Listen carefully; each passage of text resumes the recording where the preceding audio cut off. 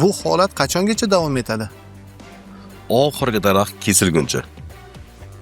Ekologiya haqida savollar beraman, qisqacha fikrlaringizni bildirasiz. Albatta. Nega biz toza havoni emas, sabrni ko'proq yutyapmiz? Chunki toza havo zaharlangan, sabr esa tekin. Nega daraxtlar yiqiladi-yu, lekin mas'ullar joyida qoladi? Chunki daraxtlar qarshilik qila olmaydi-ku. Nega bolalar kasal bo'ladi-yu, lekin sababi aniqlanmaydi? Chunki sababni tan olish jinoyat tamoyili bilan teppa-teng. Nega zavod tutuni ko'kka chiqadi-yu, shikoyatlar esa yerga ko'miladi? Buni sababi juda ham oddiy. Tutun orqasida pul bor. Shuning uchun. Nega yashil hududlar beton bilan alishtirilmoqda?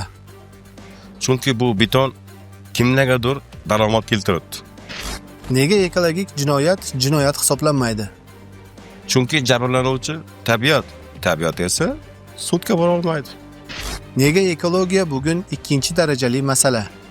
Chunki buni ortidagi kasalliklar hozircha ko'rinmayapti.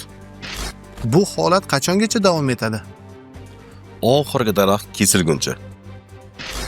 Ekologiyani nima deb tushunasiz? Ekologiya bu tabiat muammosi emas, bu vijdon muammosi.